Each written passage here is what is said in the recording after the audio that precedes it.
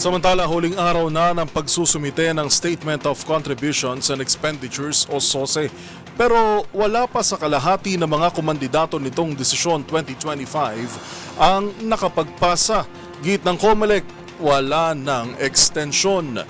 Magbabalita si Boy Gonzales. Umabot na sa 25 mula sa 66 na tumakbo sa pagkasenador ang nakapaghain na ng Statement of Contribution and Expenditure o SOSE sa COMELEC ngayong umaga. Sa datos na ibinahagi ni COMELEC Chairman na George Erwin Garcia mula kaninang alas 8 ng umaga, nasa 64 na party list group mula sa 155 ang naghain ng kanilang SOSE. Ayon sa COMELEC, marami pa rin ang hindi nakakapagpasa ng SOSE na tumakbo sa national position nitong 2025 midterm election.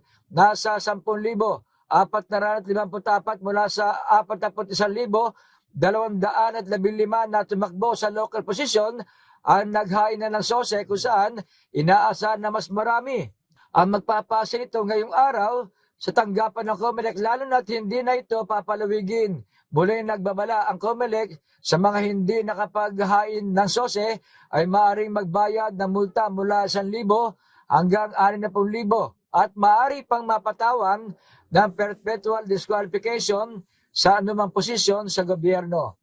Para sa MBC TV Network News, ito si Boy Gonzales, una sa Pilipinas, una sa Pilipino.